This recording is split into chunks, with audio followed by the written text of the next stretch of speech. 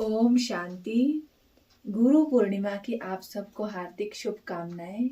हम सब के गुरु होते हैं, तो गुरु का क्या महत्व है हमारी जिंदगी में।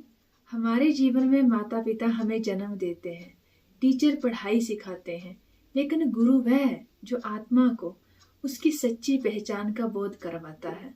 वह हमें याद दिलाता है कि हम केवल एक शरीर नहीं बल्कि एक शांत, पवित्र और शक्तिशाली आत्मा है। गुरु पूर्णिमा एक ऐसा पावन दिन है जो जीवन में मार्गदर्शन देने वाला है, सच्चाई की राह दिखाने वाला है और आत्मा को अंधकार से प्रकाश की ओर ले जाने वाला है। सच्चे गुरु के प्रति सम्मान और कृतज्ञता प्रकट करने का अवसर देता है। ये सिर्फ परंपरा या कोई धार्मिक रस्म नहीं, बल्कि आत्मा के विकास का महत्वपूर्ण पड़ाव है। गुरु पूर्णिमा का दिन हमें यह अवसर देता है कि हम उस ज्ञान को याद करें जिससे हमारे जीवन की दिशा बदली। जैसे हर सुबह सूरज प्रकाश अंधेरे को मिटा देता है, वैसे ही जब हम सच्चे ज्ञान के संपर्क में आते हैं तो हमारा भ्रम, डर, चिंता और असत्य अपने आप समाप्त होने लगता है। आज के समय में बहुत से लोग बाहरी चीजों में सुख ढूंढते हैं, जैसे मोबाइल, टीवी, सोशल मीडिया, बड़ी गाड़ियां, लेकिन फिर भी मन अशांत रहता है।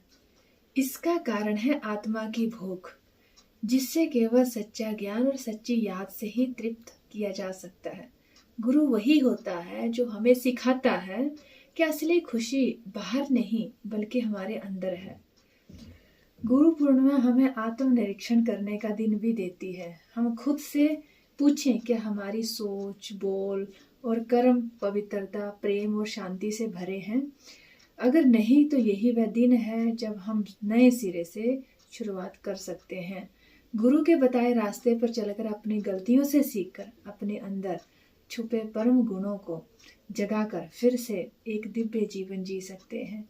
गुरु का सम्मान केवल एक फूल चढ़ाकर नहीं, बल्कि असली श्रद्धा तब होती है जब हम उनके बताए रास्ते पर चले।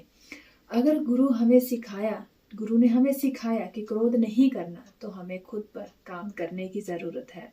कोई चाहे कुछ भी बोले, एक शांत रहे। अगर गुरु ने हमें सिखाया है कि क्रोध नहीं करना है, तो हमें खुद पर काम करना चाहिए। कोई कुछ भी बोले, शांत रहे।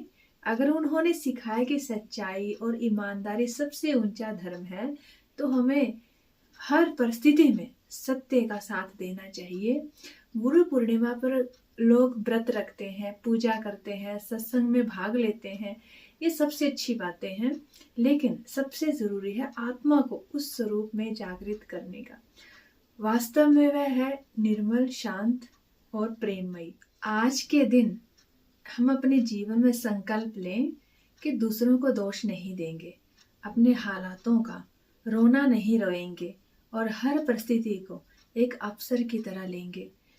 गुरु हमें यही सिखाता है कि हम परिस्थितियों के नहीं बल्कि अपनी सोच के कारण के आधार पर ही दुखी या सुखी होते हैं। ओम शांति।